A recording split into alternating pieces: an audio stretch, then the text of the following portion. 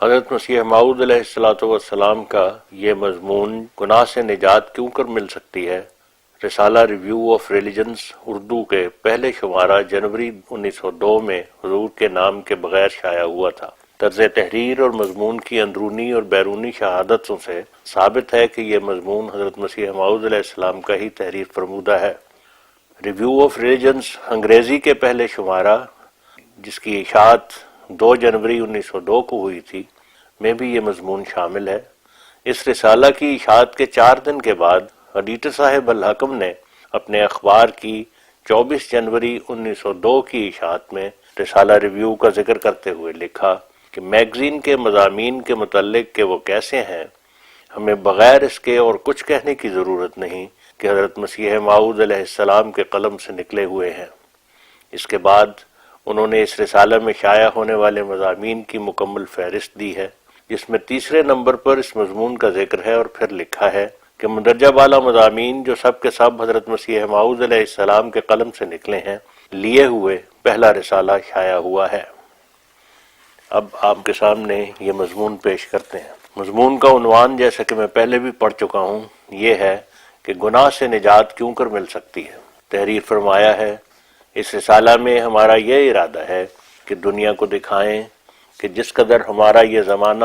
اپنی جسمانی حالت کے روح سے ترقی کر گیا ہے، اسی قدر اپنی روحانی حالت کے روح سے تنزل میں ہے، یہاں تک کہ روحوں میں یہ برداشت ہی نہیں رہی کہ وہ پاک سچائیوں کو چھو بھی سکیں، بلکہ انسانوں پر ایک غور کی نظر ڈالنے سے ثابت ہوتا رہا ہے کہ مخفی طور پر ایک بھاری کشش ان کو نیچے کی طرف کھینچ رہی ہے، اور وہ دم بدم ایک گڑھے کی طرف حرکت کر رہے ہیں، جس کو دوسرے لفظوں میں اسفل السافلین کہہ سکتے ہیں۔ اور استعدادوں پر ایک ایسا انقلاب آ گیا ہے کہ وہ ایسی چیزوں کی خوبصورتی کی نہایت تعریف کر رہے ہیں جو روحانیت کی نظر سے سخت مکروہ اور بد شکل ہیں۔ ہر ایک کانشنس محسوس کر رہا ہے کہ ایک کشش ان کو نیچے کی طرف لے جا رہی ہے، اور انہی کششوں کے برباد کن اثروں سے ایک عالم تباہ ہو گیا ہے۔ پاک سچائیوں کو ٹھٹھے اور ہنسی سے دیکھا جاتا ہے، اور سچ مچ روبہ خدا ہو جانے کو ایک حماقت سمجھا جاتا ہے۔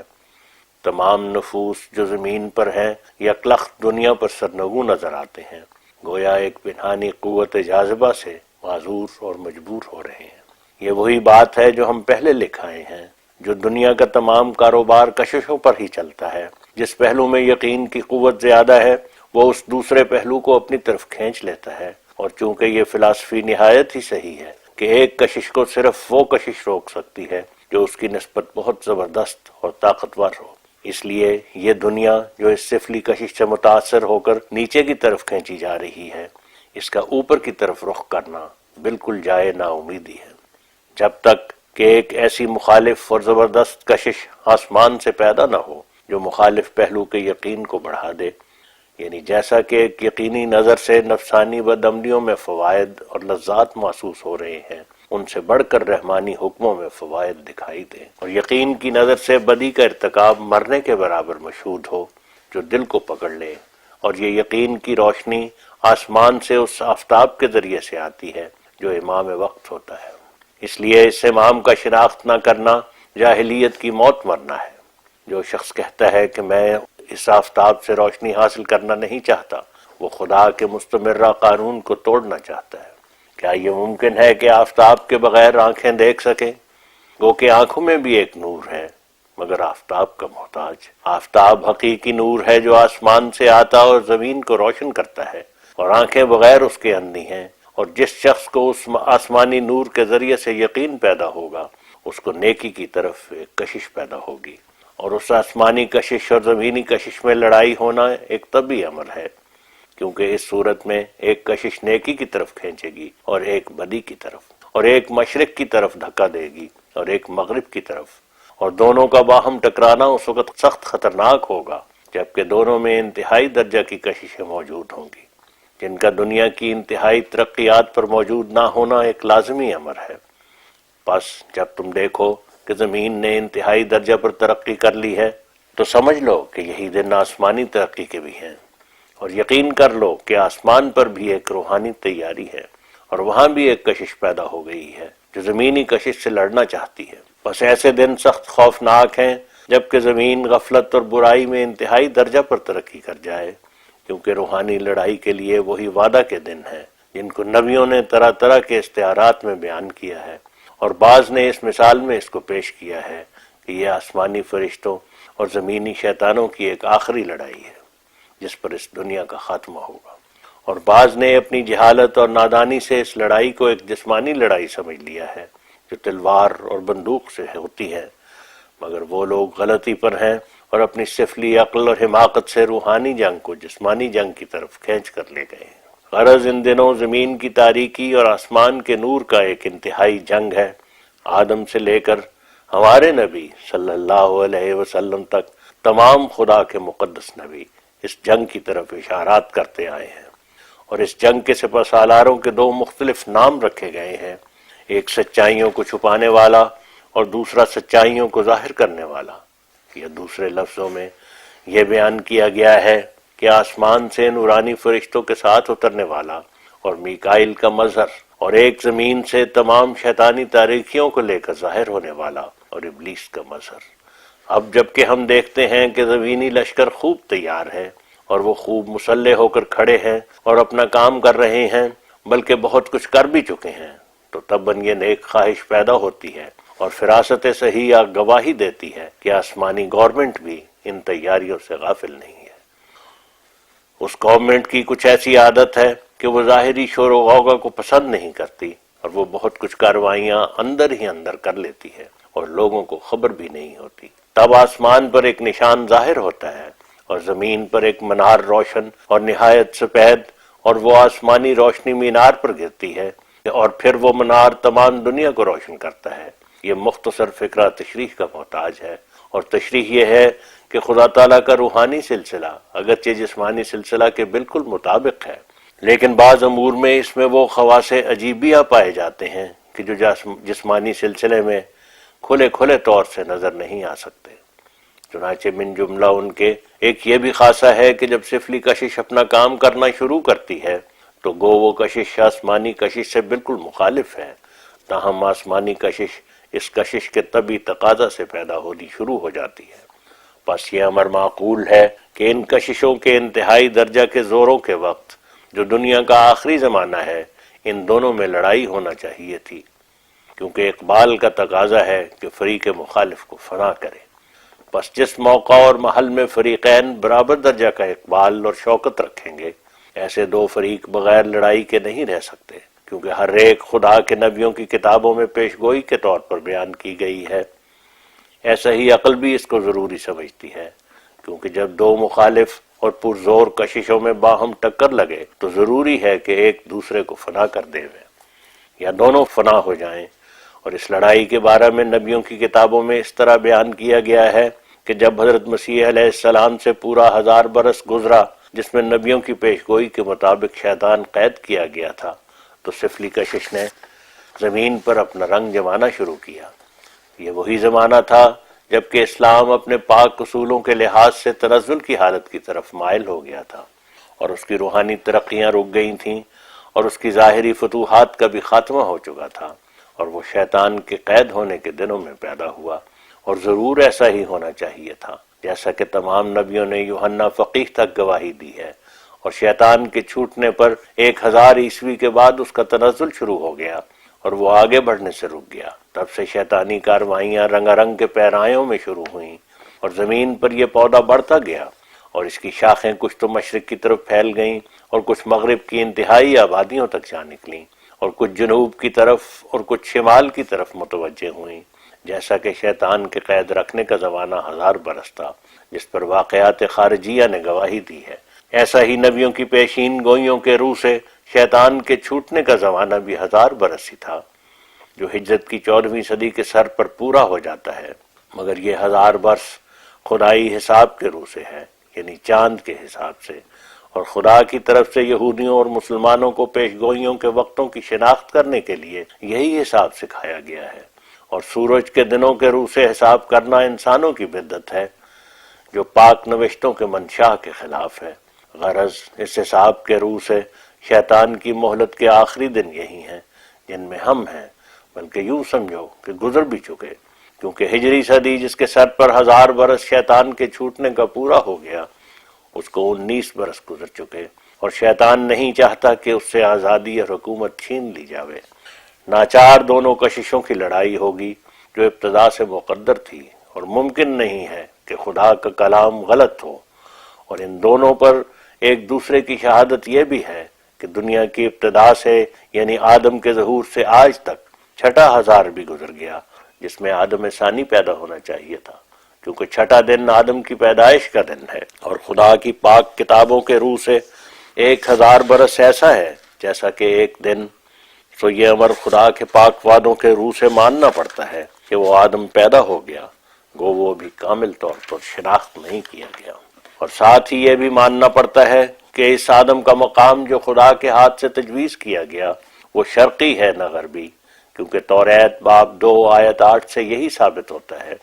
کہ آدم کو ایک باغ میں شرقی طرف جگہ دی گئی تھی۔ بس ضرور ہے کہ یہ آدم بھی مشرقی ملک میں ہی ظاہر ہو تا اول اور آخر کی مماثلت مکانی قائم رہے، اور اس اعتراف سے جیسا کہ مسلمانوں کو چارہ نہیں ویسا ہی عیسائیوں کو بھی کوئی گریز کی جگہ نہیں، بشرطے کہ دہریت کی رگ مانے نہ ہو۔ پس اصل حقیقت کے سمجھنے کے لیے کچھ مشکلات باقی نہیں رہیں، اور یہ مسئلہ نہایت صاف ہے کہ یہ زمانہ نور اور ظلمت کی لڑائی کا زمانہ ہے، اور ظلمت نے انتہا تک اپنا کام کر لیا ہے، اور یہ امیدیں نہیں کی جا سکتی کہ بغیر نزول آسمانی نور کے اس ظلمت پر کوئی فتح یاب ہو سکے۔ اور اس بات میں ذرا بھی شبہ نہیں ہے کہ ظلمت اپنے پورے زوروں میں ہے، اور راست بازی کا نیم مردہ چراغ فنا ہونے کے قریب ہے، اور رسمی عقیدے اور رسمی علم اور رسمی نمازیں اس روشنی کو بحال نہیں کر سکتی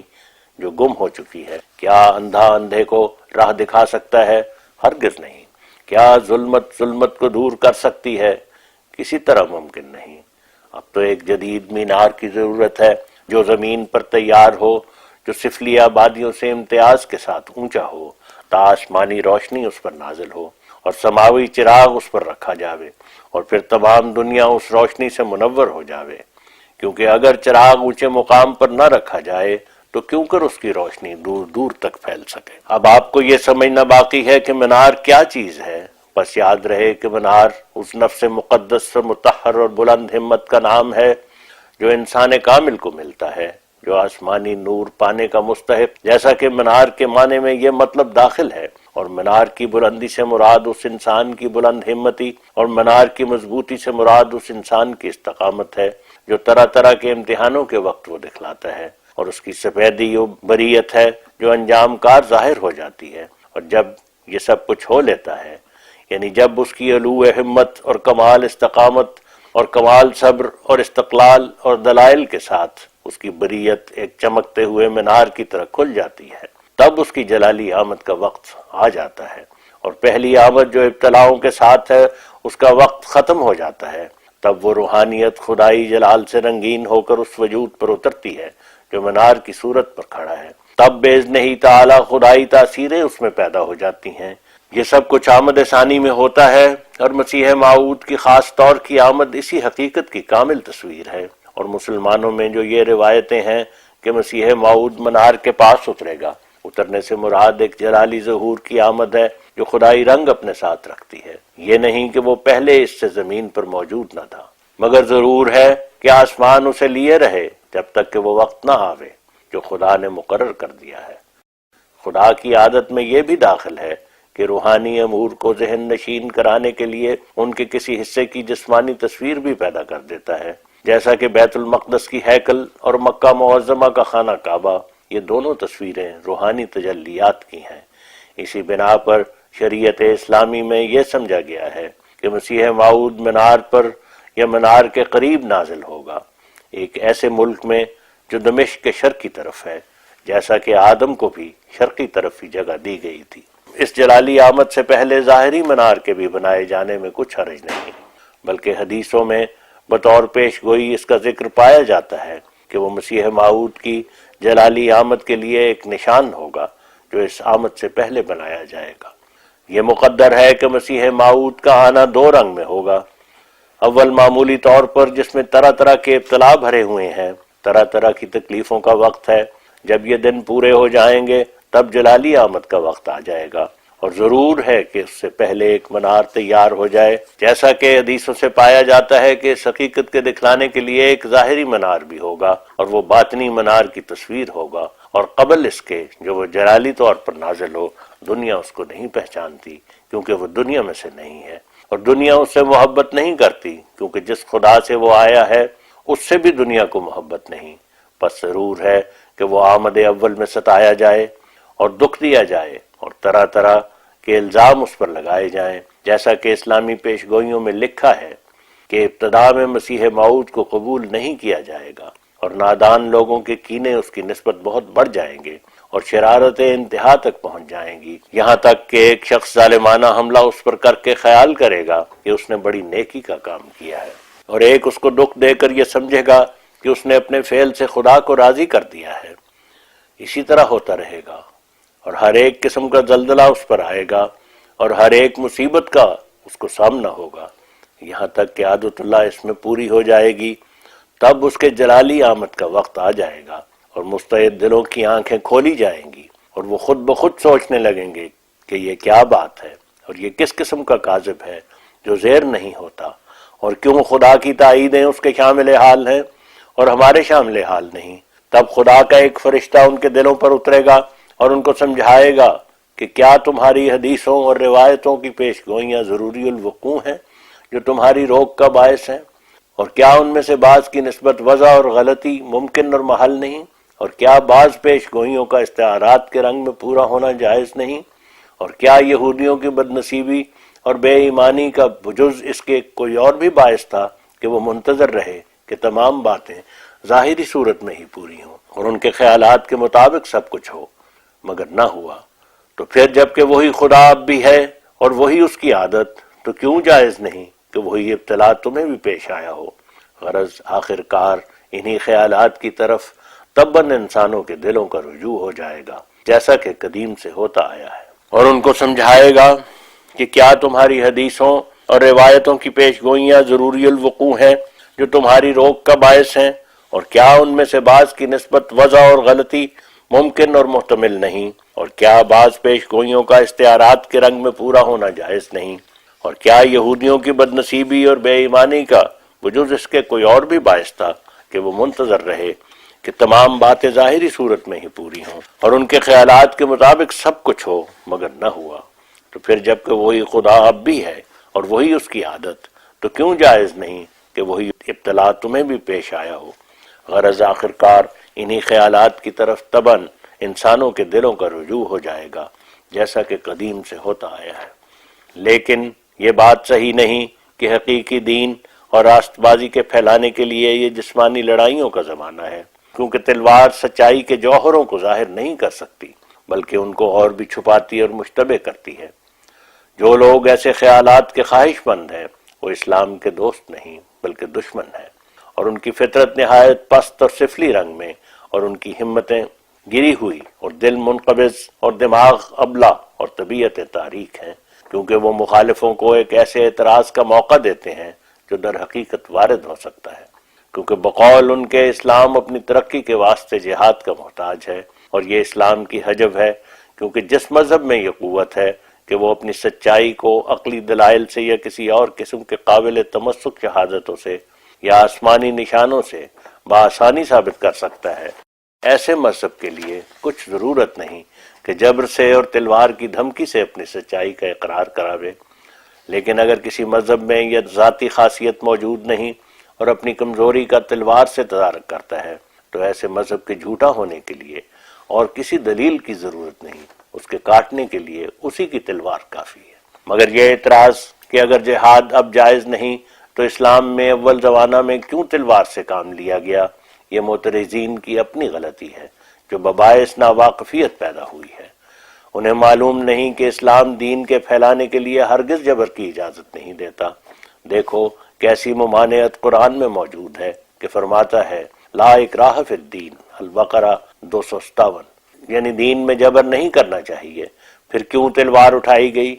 اس کی اصل حقیقت یہ ہے کہ عرب کے وحشی جن میں کوئی تمیز اور تہذیب باقی نہیں رہی تھی، وہ اسلام اور مسلمانوں کے سخت دشمن ہو گئے تھے، اور جب ان پر توحید اور اسلامی سچائیوں کی کھلی کھلی دلائل سے حجت پوری کی گئی اور ان کے ذہن نشین کیا گیا کہ انسان ہو کر پتھروں کی پوجا کرنا ایک صریح غلطی ہے کہ انسانیت کے بھی برخلاف ہے، تو وہ ان معقول باتوں کا کچھ بھی جواب نہ دے سکے، اور ان کے لاجواب ہو جانے سے سمجھدار لوگوں کو اسلام کی طرف حرکت پیدا ہو گئی، اور بھائی سے بھائی اور باپ سے بیٹا جدا ہو گیا۔ تب انہیں اپنے باطل مذہب کے بچانے کے لیے کوئی تدبیر بجز اس کے خیال میں نہ آئی کہ سخت سخت سزاؤں کے ساتھ لوگوں کو مسلمان ہونے سے روک دیں۔ چنانچہ مکہ معظمہ میں ابو جہل وغیرہ مکہ کے رئیسوں کی طرف سے یہی عمل درآمد شروع ہو گیا۔ اسلام کے ابتدائی زمانہ کی تاریخ پڑھنے والے خوب جانتے ہیں کہ ایسی بے رحمی کی وارداتیں مخالفوں کی طرف سے مکہ میں کس قدر ظہور میں آئیں اور کس قدر بے گناہ ظلم سے مارے گئے، مگر لوگ پھر بھی مسلمان ہونے سے باز نہیں آتے تھے، کیونکہ ہر ایک موٹی عقل کا انسان بھی جانتا تھا کہ بت پرستوں کے مقابل پر کس قدر اسلام معقولیت اور صفائی رکھتا ہے۔ ناچار جب اس تدبیر سے بھی پوری کامیابی نہ ہوئی تو یہ ٹھہری کہ خود حضرت صلی اللہ علیہ وسلم کو ہی قتل کیا جاوے، لیکن خدا تعالیٰ آپ کو بچا کر مدینہ میں لے گیا، مگر پھر بھی انہوں نے قتل کے لیے تعاقب کیا اور کسی صورت میں اپنی عادت کو چھوڑنا نہ چاہا۔ بس اس صورت میں اسلام کے لیے بجز اس کارروائی کے اور کیا چارہ تھا کہ وہ ان حملوں کی مدافعت کرتا اور بے جا حملہ کرنے والوں کو سزا دیتا۔ سو اسلام کی لڑائیاں دین پھیلانے کے لیے نہیں تھیں بلکہ مسلمانوں کی جان بچانے کے لیے تھیں۔ کیا کوئی عقل سلیم قبول کر سکتی ہے کہ اسلام وحشی بت پرستوں کے آگے بھی اپنی توحید کی معقولیت ثابت کرنے سے عاجز تھا؟ اور کیا کوئی عقل مند باور کر سکتا ہے کہ وہ مشرک لوگ جو پتھروں اور جمادات کی پوجا کرتے اور طرح طرح کی ناپاکیوں میں مبتلا تھے، اسلام ان کے آگے بھی حجت کے روح سے مغلوب تھا اور تلوار سے کام چلانا چاہتا تھا؟ معاذ اللہ، ہرگز یہ خیالات صحیح نہیں ہیں، اور جنہوں نے ایسے اعتراض اسلام پر کیے ہیں انہوں نے سراسر ظلم کی راہ سے حقیقت کو چھپایا ہے۔ ہاں یہ سچ ہے، اس ظلم سے جیسا کہ مولوی نے حصہ لیا، پادریوں نے بھی ان سے کم حصہ نہیں لیا، اور اسلام پر اس قسم کے اعتراض کر کے نادان مولویوں کی باتوں کو عوام کے ذہن میں خوب جما دیا، اور ان کو یہ دھوکہ لگا کہ جس حالت میں ہمارے مولوی جہاد کا فتویٰ دیتے ہیں اور پادری جو بڑے صاحب علم ہیں وہ بھی یہی اعتراض پیش کرتے ہیں، سو اس سے ثابت ہوتا ہے کہ در حقیقت ہمارے مذہب میں جہاد روا ہے۔ اب یہ کس قدر ظلم ہوا کہ دو مختلف شہادتوں سے اسلام پر یہ اعتراض جمایا گیا۔ اگر پادری ایسا طریق اختیار نہ کرتے اور ایمانداری سے سچ کی پیروی کر کے یہ کہتے کہ یہ مولوی نادانی اور جہالت کا فتویٰ دیتے ہیں، ورنہ اسلام کی ابتدا میں جس صورت نے یہ ضرورت پیدا کی تھی اب وہ صورت اس زمانہ میں موجود نہیں ہے، تو امید تھی کہ جہاد کا خیال ہی دنیا سے اٹھ جاتا، مگر جوش زیادہ اور سمجھ کم تھی، اس لیے حقیقت کو نہیں سمجھا۔ ہاں یہ سچ ہے کہ عرب کے لوگ جب بہت سے مفسدانہ حرکات کے اور بعد اپنے ناحق کی خون ریزیوں کی وجہ سے خدا تعالیٰ کی نظر میں واجب القتل ٹھہر گئے تھے، تب یہ حکم بھی نکلا تھا کہ وہ سب قتل کے لائق ہیں، مگر پھر بھی اگر ایمان لے آویں تو سزائے قتل سے معافی دی جاوے گی۔ غالباً کم فہموں نے اسی حکم سے دھوکہ کھایا ہے، انہیں معلوم نہیں کہ یہ صورت جبر کی نہیں بلکہ واجب القتل ہونے کے لیے ایک رعایت ہے۔ اس کو جبر سمجھ لینا اس سے بڑھ کر کوئی حماقت نہیں۔ وہ لوگ تو قاتل ہونے کی وجہ سے مستوجب قتل تھے، نہ کافر ہونے کی وجہ سے، اور خدائے رحیم یہ بھی خوب جانتا تھا کہ انہوں نے اسلام کی سچائی کو خوب سمجھ لیا ہے، لہذا اس کی رحمت نے تقاضا فرمایا کہ ایسے واجب القتل مجرموں کو پھر بھی گناہ معاف کرانے کا ایک موقع دیا جاوے۔ سو اس سے بھی یہی ثابت ہوا کہ اسلام کا ہرگز منشا نہ تھا کہ کسی کو قتل کرے، بلکہ جو لوگ اپنی خون ریزیوں کی وجہ سے قتل کے لائق تھے ان کے لیے بھی معافی کی ایک راہ نکال دی۔ اس زمانہ میں اسلام کو یہ مشکلات جا بجا پیش آئیں کہ ہر ایک قوم میں اس قدر تعصب بڑا ہوا تھا کہ کوئی بیچارہ کسی قوم میں سے اگر مسلمان ہو جاتا تو یا تو وہ قتل کیا جاتا تھا اور یا اس کی جان سخت خطرہ میں پڑ جاتی تھی اور زندگی اس پر وبال ہو جاتی تھی۔ تو اس صورت میں اسلام کو امن قائم کرنے کے لیے بھی لڑائیاں کرنی پڑیں، اور بجز ان دو صورتوں کے اس ابتلا کے زمانے میں کبھی اسلام نے جنگ کا نام نہ لیا، اور اسلام کا ہرگز مقصود نہ تھا کہ مذہب کے لیے وہ جنگ کرے، لیکن اس کو جنگ کرنے پر خواہ نخواہ مجبور کیا گیا۔ بس جو کچھ اس سے ظہور میں آیا وہ حفاظت خود اختیاری اور ضرورت مدافعت کے لیے ظہور میں آیا۔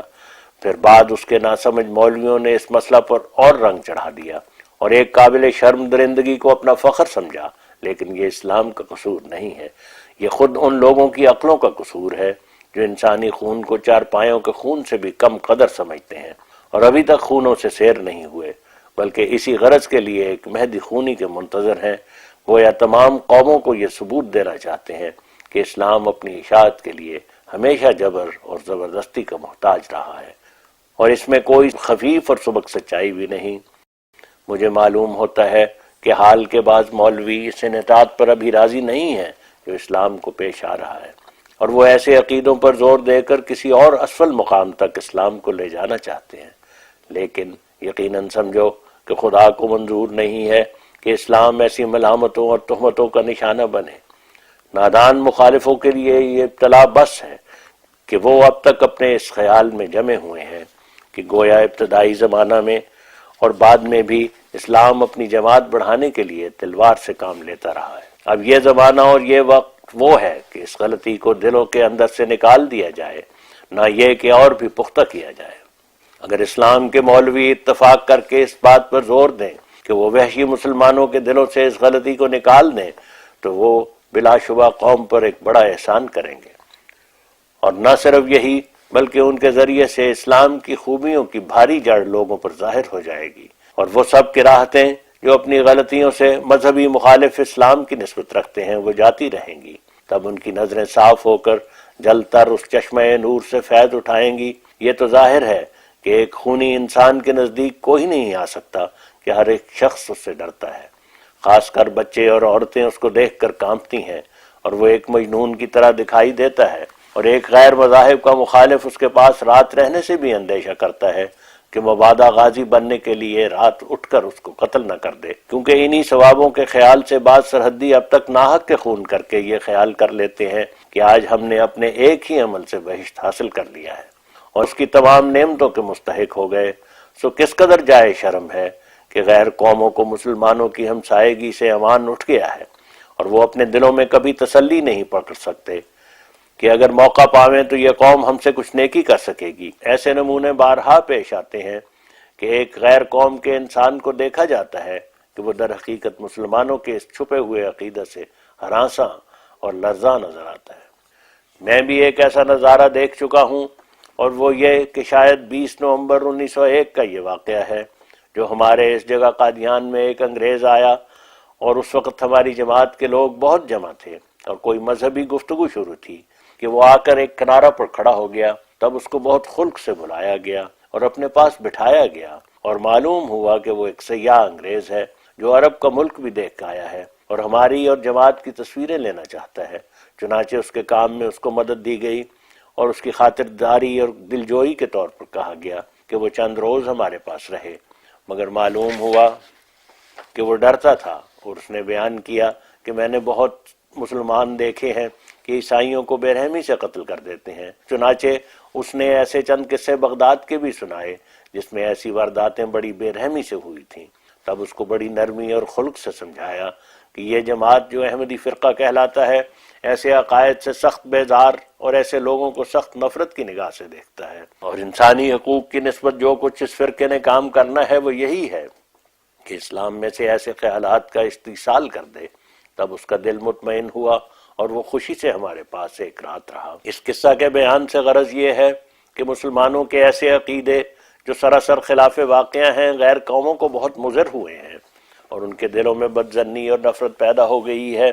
اور مسلمانوں کی سچی ہمدردی کی نسبت ان کے نیک ظن بہت ہی کم ہو گئے ہیں، اور اگر کچھ ہیں بھی تو ایسے لوگوں کی نسبت جو مولویانہ زندگی نہیں رکھتے اور اسلامی اصولوں کی پابندی کی چندہ پرواہ نہیں۔ بس جبکہ مسلمانوں کی نسبت اس قدر بدظنی بڑھ گئی ہے جس کے بڑھانے کے وہ خود ہی موجب ہیں، تو کیا اس سے بڑھ کر کوئی اور گناہ بھی ہوگا کہ ایک دنیا کو ایسے علماء اور ان کے معتقدوں نے اسلامی فیوز سے محروم کر دیا ہے؟ کیا ایسا مذہب خدا کی طرف سے ہو سکتا ہے جو دلوں کے اندر اپنی تعلیم کو بغیر اس کے نہیں اتار سکتا جب تک تلوار کی چمک نہ دکھلا دے؟ مذہب سچا تو وہ ہے جو اپنی ذاتی خاصیت اور طاقت سے دلائل قاطعہ سے خود تلوار کا کام دے، نہ یہ کہ لوہے کی تلوار کا محتاج ہو۔ یہی خرابیاں ہیں جو ہر وقت تقاضا کر رہی ہیں جو کوئی مصلح پیدا ہو۔ جب ہم اسلام کی اندرونی حالت پر غور کریں تو ایسی خوفناک حالت ہے جو گویا سورج کو گرہن لگا ہوا ہے اور اس کا بہت سا حصہ تاریک ہو چکا ہے اور کچھ تھوڑا سا باقی ہے۔ مسلمانوں کی عملی حالتیں قابل رحم ہے۔ بعض حدیثیں ایسی بنائی گئی ہیں جو ان کی اخلاقی حالت پر بہت ہی برا اثر ڈالتی ہیں اور خدا کے مقرر کردہ قوانین کی دشمن ہے۔ مثلا خدا کے قانون نے انسانوں کی نوع کے لیے 3 قسم کے حقوق قائم کیے تھے، یہ کہ بے گناہ کسی کو قتل نہ کریں، اور یہ کہ بے خطا کسی کی عزت میں خلل انداز نہ ہوں، اور یہ کہ بغیر کسی حق کے کسی کا مال نہ لیں۔ مگر میں دیکھتا ہوں کہ بعض مسلمانوں نے ان تینوں حکموں کو توڑ دیا ہے۔ وہ ایک بے گناہ کا خون کر دیتے ہیں اور نہیں ڈرتے۔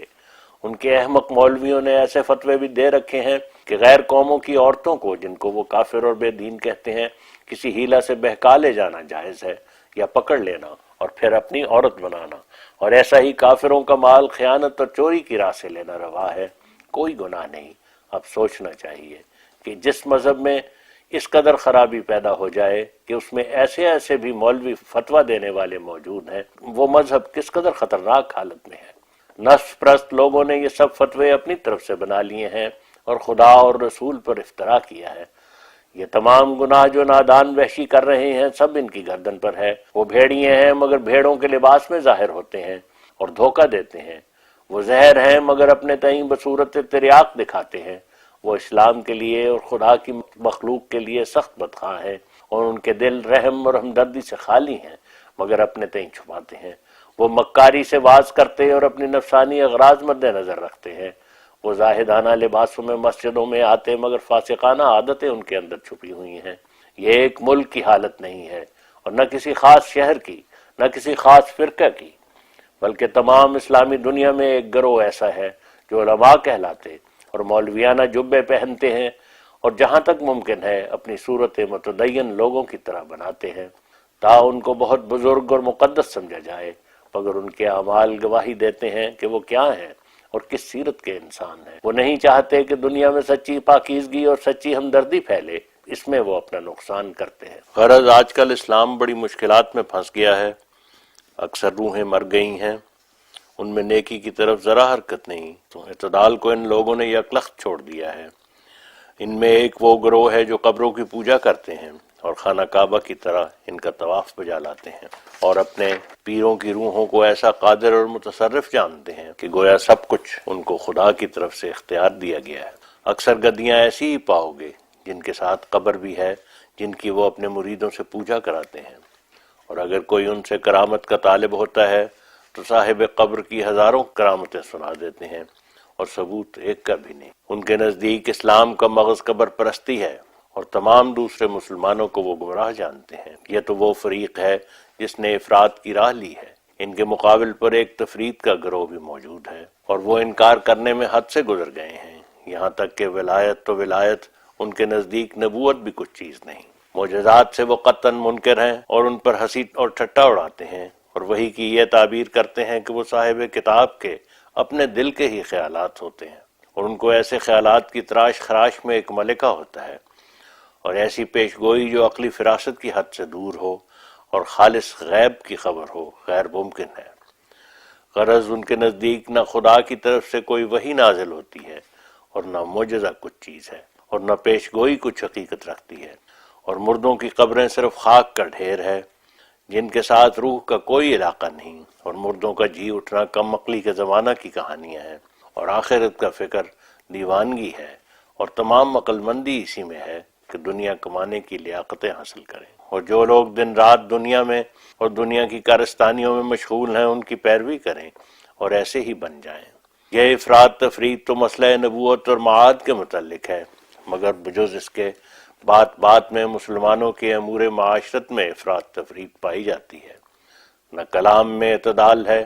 نہ کام میں، نہ اخلاق میں، نہ نکاح میں، نہ طلاق میں، نہ امساک میں، نہ انفاق میں، نہ غضب میں، نہ رحم میں، نہ انتقام میں، نہ عفو میں۔ غرض اس قوم میں عجیب قسم کا طوفان بے تمیزی برپا ہے۔ جہالت کا کچھ انتہا نہیں، ضلالت کا کچھ حد و پایاں نہیں۔ پھر جبکہ وہ قوم جو توحید اور میانہ روی کا عمامہ پہن کر دنیا میں ظاہر ہوئی تھی، اس کی بے اعتدالیوں کی یہاں تک نوبت پہنچ گئی ہے، تو دوسری قوموں پر کیا افسوس اور کیا ذکر۔ عیسائی قوم کا مرکز ایسی زمین پر ہے جس میں زیرکی اور ہوائے دماغی کی لطافت بہت کچھ امیدیں دلاتی تھی، لیکن افسوس سے کہنا پڑتا ہے کہ دین اور توحید کے معاملہ میں انہوں نے بھی طبی اور فلسفہ پڑھ کر ڈبو دیا ہے۔ ایک طرف جب ہم نظر کرتے ہیں کہ وہ امور دنیا کی تدبیر اور ترتیب اور آئے دن جدید صنعتوں کے نکالنے میں کس انتہائی نقطہ تک پہنچ گئے ہیں، اور پھر جب ہم دوسری طرف دیکھتے ہیں کہ وہ خدا شناسی کے مسئلہ میں کیسے گر گئے ہیں اور کیسے ایک عاجز انسان کو رب العالمین سمجھ بیٹھے ہیں، تو حیرت ہوتی ہے کہ دنیا کے کاموں میں یہ ذہن رسا اور خدا شناسی میں یہ عقل و ذکا۔ اور جب ہم غور کریں کہ عیسائیوں اور مسلمانوں میں افراد تفرید کے روح سے مابہ الامتیاز کیا ہے، تو معلوم ہوتا ہے کہ مسلمانوں میں ایسے لوگ بہت ہیں جو بنی نوع کے حقوق تلف کرتے ہیں، اور عیسائیوں میں ایسے لوگ ہیں جو خدا کے حقوق تلف کرتے ہیں، کیونکہ مسلمانوں کو جہاد کے مسئلہ کی غلطی نے ایسا سخت دل کر دیا ہے کہ نوع انسان کی سچی محبت ان کے دلوں میں نہیں رہی، لہٰذا ان میں سے وحشی لوگ کسی ادنا غرض نفسانی یا جوش شیطانی کی وجہ سے بے گناہ انسان کا خون کرنے کو تیار ہو جاتے ہیں، اور بے آبرو کرنے اور مال چھیننے سے بھی دریغ نہیں کرتے، اور بنی نوع کے حقوق کا ایک ضروری حصہ تلف کر کے انسانیت کو داغ لگا دیا ہے۔ پھر جب ہم عیسائیوں کے حالات کو غور کی نظر سے دیکھیں تو بکمال صفائی کھل جاتا ہے کہ انہوں نے خدا کے حقوق تلف کرنے میں کوئی دقیقہ اٹھا نہیں رکھا، اور ایک عاجز انسان کو بے وجہ خدا بنا رکھا ہے، اور جس غرض کے لیے خدا بنایا گیا تھا وہ غرض حاصل بھی نہیں ہوئی۔ اگر گناہ سے پاک ہونے کے لیے یہی نسخہ تھا کہ یسوع مسیح کے خون سے ایمان لایا جائے، تو کیوں یہ نسخہ یورپ کے لوگوں کو دنیا پرستی اور طرح طرح کے ناجائز شہوات کے گناہ سے، جن کا ذکر کرنا بھی جائے شرم ہے، پاک نہیں کر سکا، بلکہ بجائے اس کے فوق العادت ترقی ہوئی؟ کیا یورپ کے ملک بدکاریوں میں ایشیائی ملکوں سے کچھ کم ہے؟ تو پھر اس غیر مؤثر نسخہ پر کیوں نظر ثانی نہیں کی گئی؟ دنیا کی چند روزہ صحت کے لیے ہر ایک ڈاکٹر اور بیمار اس قاعدے کا پابند رہتا ہے کہ جب ایک نسخہ سے ہفتہ عشرہ تک کوئی فائدہ نہیں ہوتا تو وہ نسخہ بدلنا پڑتا ہے اور کوئی اور احسن تجویز سوچی جاتی ہے۔ تو پھر کیا وجہ کہ باوجود غلط ثابت ہونے کے اب تک یہ نسخہ بدلایا نہیں گیا؟ کیا باوجود 1900 برس لا حاصل گزر جانے کے اب تک یہ خیال قابل وقت ہے کہ خون مسیح پر ایمان لانا حقیقی نجات کو عطا کرتا ہے؟ یا یہ امید کر سکتے ہیں کہ اگرچہ موجودہ زمانہ تک کوئی امتیاز فیصلہ کرنے والے ظاہر نہیں ہوئے، لیکن آئندہ وہ زمانہ آنے والا ہے کہ دنیا میں سب سے زیادہ بدکاریوں اور بدمستیوں سے پرہیز کرنے والے عیسائی ہوں گے؟ جو شخص یورپ کے ملکوں میں سے کسی ملک میں رہتا ہے وہ اگر چاہے گواہی دے سکتا ہے کہ یہ بیان درست ہے، بلکہ ہر ایک دانش مند جس نے کبھی یورپ کی سیر کی ہے اور کچھ عرصہ پیرس وغیرہ میں رہ چکا ہے، اس کو اس گواہی میں تأمل نہیں ہوگا کہ اب بعض حصے یورپ کے اس حالت تک پہنچ گئے ہیں کہ قریب ہے کہ بہتوں کی نظر میں بدکاری کچھ گناہ ہی نہ رہے۔ ان کے نزدیک ایک بیوی سے زیادہ نکاح حرام ہے، مگر بد نظری حرام نہیں۔ در حقیقت فرانس وغیرہ میں لاکھوں عورتیں ایسی پائی جائیں گی جن کو خاوند کی ضرورت نہیں۔ بس اب یا تو کہنا پڑے گا کہ ان کے لیے کوئی نئی آیت انجیل میں سے نکل آئی ہے جس سے یہ سب کارروائیاں حلال ہو گئی ہیں، یا ضرور یہ کہنا پڑے گا کہ خون مسیح کے نسخہ نے الٹا اثر کیا ہے اور دعویٰ غلط نکلا۔ لیکن سچ یہی ہے کہ یہ نسخہ صحیح نہ تھا، اور ایک شخص کے مرنے کو دوسرے شخص کے نجات پانے سے کوئی طبی تعلق نہیں، اور خدا کا زندہ ہونا تمام برکات کا مدار ہے نہ کہ مرنا، اور سورج کے طلوع کرنے سے روشنی پیدا ہوتی ہے نہ کہ ڈوبنے سے۔ اور جبکہ اس نسخہ سے گناہوں سے پاک ہونے کا مقصود حاصل نہ ہو سکا تو وہ اصول بھی صحیح نہ رہا کہ یہ خدا کا بیٹا تھا جس نے اس نیت سے اپنے تئیں ہلاک کیا۔ ہم خدا کی نسبت ایسی موت تجویز نہیں کر سکتے کہ جان بھی گئی اور کام بھی نہ ہوا۔ اول تو یہ بات ہی خدا کے قدیم قانون قدرت کے مخالف ہے کہ خدا بھی موت اور فنا اور ہر ایک نقصان اور ذلت کو اپنے پر قبول کر کے ایک عورت کے پیٹ سے پیدا ہو سکتا ہے، کیونکہ اس دعوے کو نہ تو کسی نظیر سے ثابت کیا ہے تا یہ بات سمجھ میں آ جائے کہ 2-4 دفعہ پہلے بھی خدا نے ایسے طور سے جنم لیا تھا اور دل قرار پکڑ جائے، اور نہ اس دعوے کو خدائی کرشموں کے ساتھ جو انسانی معجزات کی حد سے باہر ہوں بپایہ ثبوت پہنچایا گیا ہے۔ اور پھر بہیں ہمہ اس عقیدہ کی اصلی غرض جس کے لیے یہ عقیدہ تراشا گیا تھا بالکل مفقود ہے۔ دنیا میں نفسانی خواہشوں کو پورا کرنے کے لیے بڑے بڑے 2 گناہ ہیں، ایک شراب نوشی اور ایک بدکاری، اب کہو کیا یہ سچ نہیں ہے کہ ان دو گناہوں میں یورپ کے اکثر مردوں اور عورتوں نے پورا حصہ لیا ہے؟ بلکہ میں اس بات میں مبالغہ نہیں دیکھتا کہ شراب نوشی میں ایشیا کے تمام ملکوں کی نسبت یورپ بڑا ہوا ہے، اور یورپ کے اکثر شہروں میں شراب فروشی کی اس قدر دکانیں ملیں گی کہ ہمارے قصبوں کی ہر قسم کی دکانیں ملا کر بھی ان سے کم تر ہوں گی۔ اور تجربہ شہادت دے رہا ہے کہ تمام گناہوں کی جڑ شراب ہے، کیونکہ وہ چند منٹ میں ہی بدمست بنا کر خون کرنے تک دلیر کر دیتی ہے۔ اور دوسری قسم کا فسق و فجور اس کے ضروری لوازم ہے۔ میں سچ سچ کہتا ہوں اور اس پر زور دیتا ہوں کہ شراب اور تقوی ہرگز جمع نہیں ہو سکتے، اور جو شخص اس کے بد نتیجوں سے آگاہ نہیں وہ عقل مند ہی نہیں۔ اور اس میں ایک اور بڑی مصیبت یہ ہے کہ اس کی عادت کو ترک کرنا ہر ایک کا کام نہیں۔ اب اگر یہ سوال پیش ہے کہ اگر خون مسیح گناہوں سے پاک نہیں کر سکتا، جیسا کہ وہ واقعی طور پر پاک نہیں کر سکا، تو پھر گناہوں سے پاک ہونے کا کوئی علاج بھی ہے یا نہیں؟ کیونکہ گندی زندگی در حقیقت مرنے سے بدتر ہے۔ تو میں اس سوال کے جواب میں نہ صرف پرزور دعوے سے بلکہ اپنے ذاتی تجربے سے اور اپنی حقیقت اس آزمائشوں سے دیتا ہوں کہ در حقیقت گناہوں سے پاک ہونے کے لیے اس وقت سے جو انسان پیدا ہوا آج تک، جو آخری دن ہے، صرف ایک ہی ذریعہ گناہ اور نافرمانی سے بچنے کا ثابت ہوا ہے،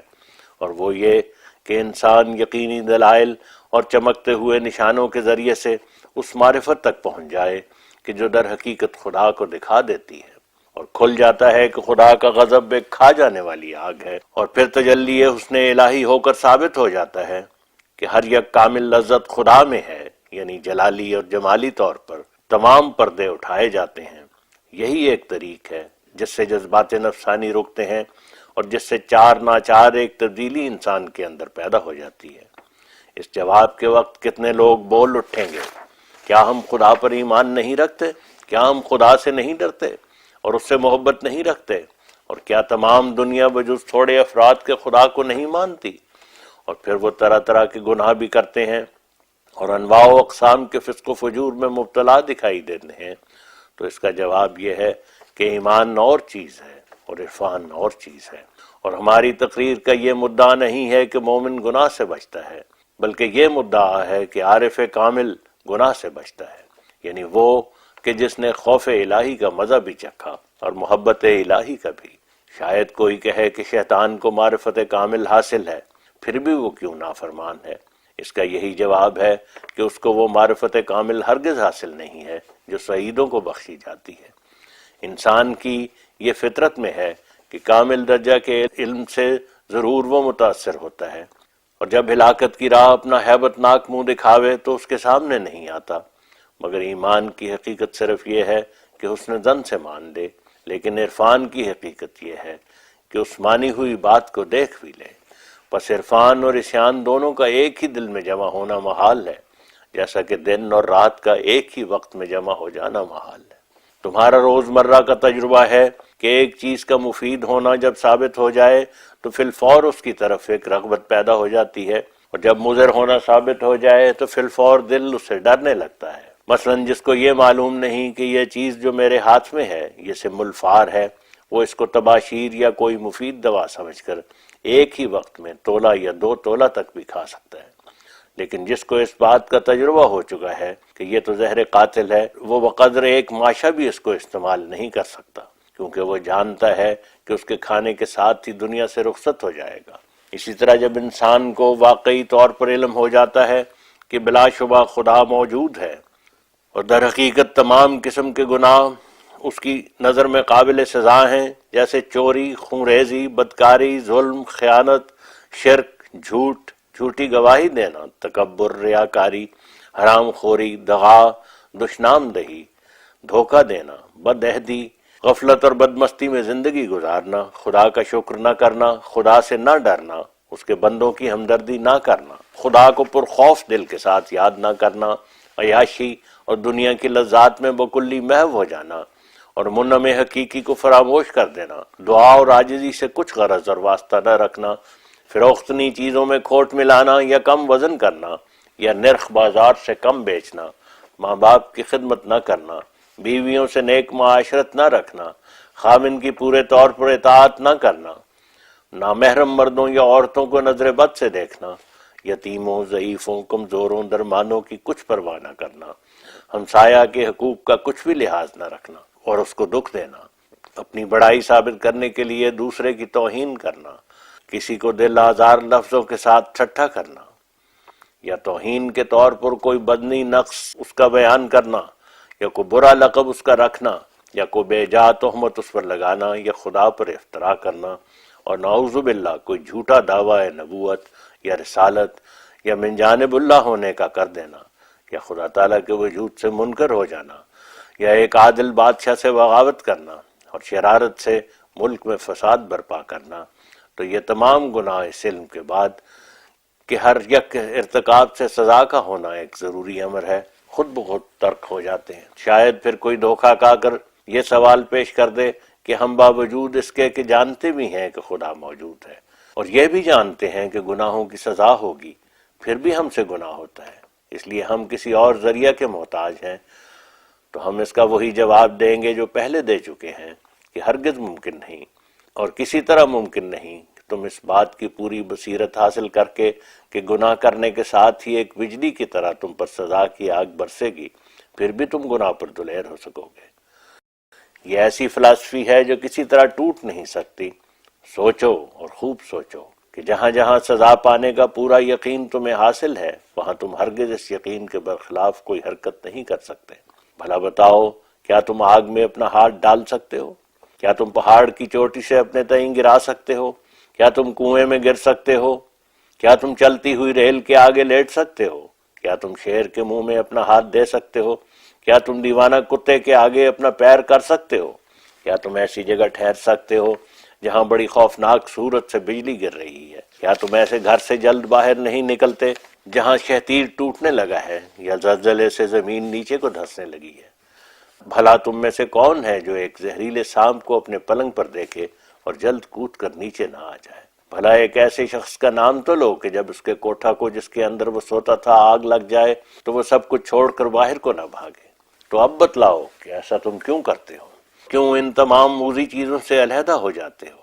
مگر وہ گناہ کی باتیں جو ابھی میں نے لکھی ہیں، ان سے تم علیحدہ نہیں ہوتے، اس کا کیا سبب ہے؟ بس یاد رکھو کہ وہ جواب جو ایک عقل مند پوری سوچ اور عقل کے بعد دے سکتا ہے وہ یہی ہے کہ ان دونوں صورتوں میں علم کا فرق ہے، یعنی خدا کے گناہوں میں اکثر انسانوں کا علم ناقص ہے اور وہ گناہوں کو برا تو جانتے ہیں مگر شیر اور سانپ کی طرح نہیں سمجھتے، اور پوشیدہ طور پر ان کے دلوں میں یہ خیالات ہیں کہ یہ سزائیں یقینی نہیں ہیں، یہاں تک کہ خدا کے وجود میں بھی ان کو شک ہے کہ وہ ہے یا نہیں، اور اگر ہے تو پھر کیا خبر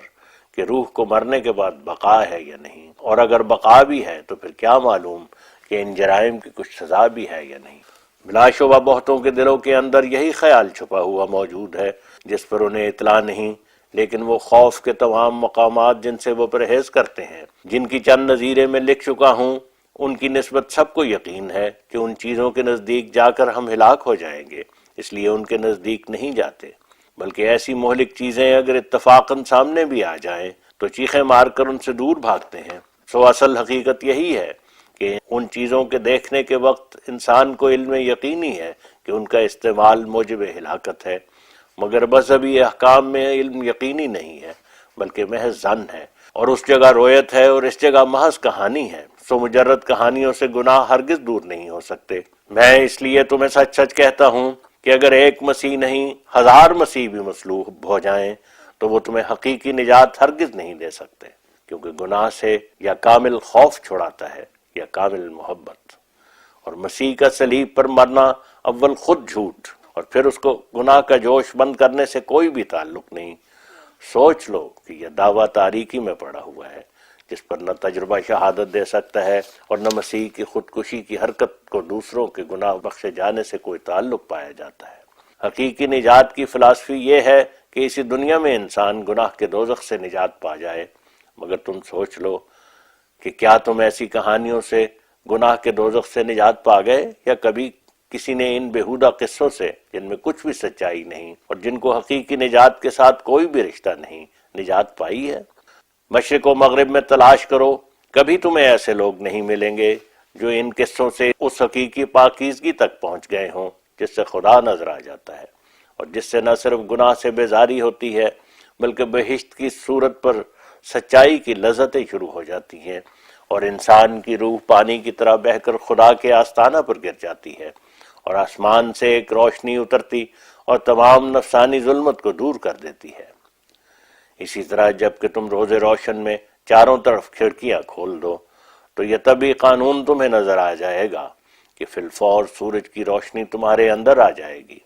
لیکن اگر تم اپنی کھڑکیاں بند رکھو گے تو محض کسی قصہ یا کہانی سے وہ روشنی تمہارے اندر نہیں آ سکتی۔ تمہیں روشنی لینے کے لیے یہ ضرور کرنا پڑے گا کہ اپنے مقام سے اٹھو اور کھڑکیاں کھول دو، تب خود بخود روشنی تمہارے اندر آ جائے گی اور تمہارے گھر کو روشن کر دے گی۔ کیا کوئی صرف پانی کے خیال سے اپنی پیاس بجھا سکتا ہے؟ نہیں، بلکہ اس کو چاہیے کہ افتاؤں خیزاں پانی کے چشمہ پر پہنچے اور اس زلال پر اپنی لبیں رکھ دے، تب اس آب شیریں سے سیراب ہو جائے گا۔ سو وہ پانی جس سے تم سیراب ہو جاؤ گے اور گناہ کی سوزش اور جلن جاتی رہے گی، وہ یقین ہے آسمان کے نیچے گناہ سے پاک ہونے کے لیے بجز اس کے کوئی بھی ہیلہ نہیں، کوئی صلیب نہیں جو تمہیں گناہ سے چھڑا سکے، کوئی خون نہیں جو تمہیں نفسانی جذبات سے روک سکے۔ ان باتوں کو حقیقی نجات سے کوئی رشتہ اور تعلق نہیں۔ حقیقتوں کو سمجھو، سچائیوں پر غور کرو، اور جس طرح دنیا کی چیزوں کو آزماتے ہو اس کو بھی آزماؤ، تب تمہیں جلد سمجھ آ جائے گی کہ بغیر سچے یقین کے کوئی روشنی نہیں جو تمہیں نفسانی ظلمت سے چھڑا سکے، اور بغیر کامل بصیرت کے مصفا پانی کے تمہاری اندرونی غلاظتوں کو کوئی بھی دھو نہیں سکتا، اور بغیر رویت حق کی زلال کے تمہاری جلن اور سوزش کبھی دور نہیں ہو سکتی۔ جھوٹا ہے وہ شخص جو اور تدبیریں تمہیں بتلاتا ہے، اور جاہل ہے وہ انسان جو اور قسم کا علاج کرنا چاہتا ہے۔ وہ لوگ تمہیں روشنی نہیں دے سکتے بلکہ اور بھی ظلمت کے گڑھے میں ڈالتے ہیں، اور تمہیں آب شیریں نہیں دیتے بلکہ اور بھی جلن اور سوزش زیادہ کرتے ہیں۔ کوئی خون تمہیں فائدہ نہیں پہنچا سکتا مگر وہ خون جو یقین کی غذا سے خود تمہارے اندر پیدا ہو، اور کوئی صلیب تمہیں چھڑا نہیں سکتی مگر راہ راست کی صلیب یعنی سچائی پر صبر کرنا۔ سو تم آنکھیں کھولو اور دیکھو کہ کیا یہ سچ نہیں کہ تم روشنی سے ہی دیکھ سکتے ہو، نہ کسی اور چیز سے، اور صرف سیدھی راہ سے منزل مقصود تک پہنچ سکتے ہو، نہ کسی اور راہ سے۔ دنیا کی چیزیں تم سے نزدیک ہیں اور دین کی چیزیں دور، پس جو نزدیک ہے انہی پر غور کرو اور ان کا قانون سمجھ لو، اور پھر دور کو اس پر قیاس کر لو، کیونکہ وہی ایک ہے جس نے یہ دونوں قانون بنائے ہیں۔ تم میں سے کون ہے جو بغیر آنکھوں کے دیکھ سکتا ہے، یا بغیر کانوں کے سن سکتا ہے، یا بغیر زبان کے بول سکتا ہے؟ پھر تم کیوں اسی قانون سے روحانی امور میں فائدہ نہیں اٹھاتے؟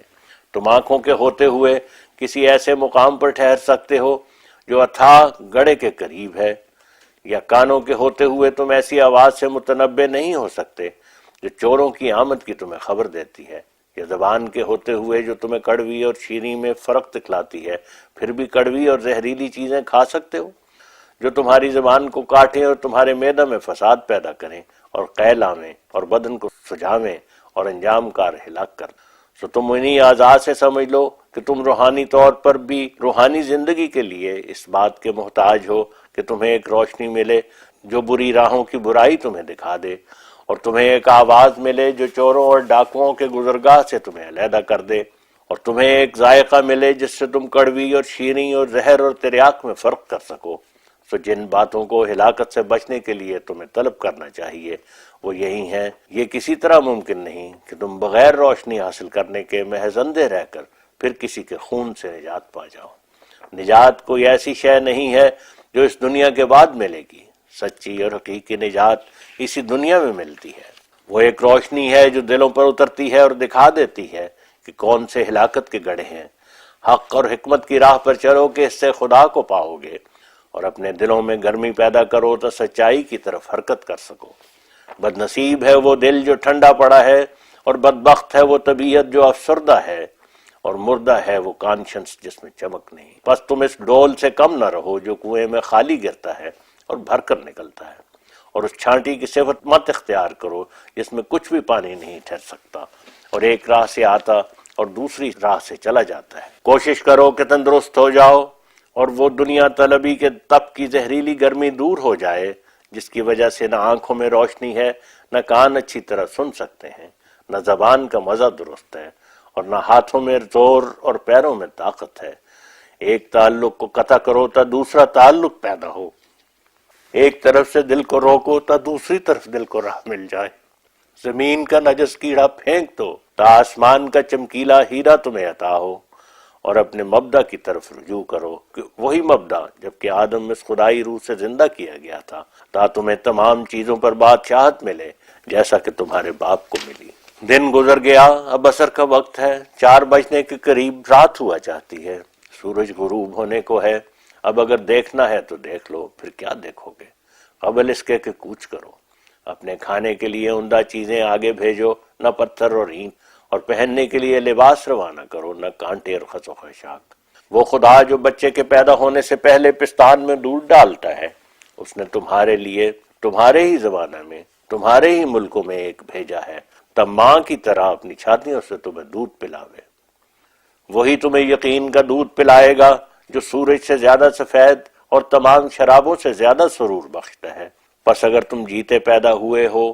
مردہ نہیں ہو، تو آؤ اس پستان کی طرف دوڑو کہ تم اس سے تازہ دودھ پیو گے، اور وہ دودھ اپنے برتنوں سے پھینک دو کہ جو تازہ نہیں، اور گندی ہواؤں نے اس کو متعفن کر دیا ہے،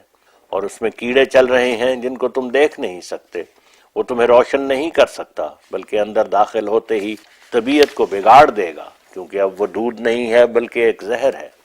ہر ایک سفیدی کو بنظر تعریف نہ دیکھو، کیونکہ بعض سفید سے بعض سیاہی اچھے ہیں، جیسا کہ بال سیاہ جوانی کی طاقت پر دلالت کرتا ہے، اور بال سفید ضعف اور کمزوری اور پیرانہ سالی پر۔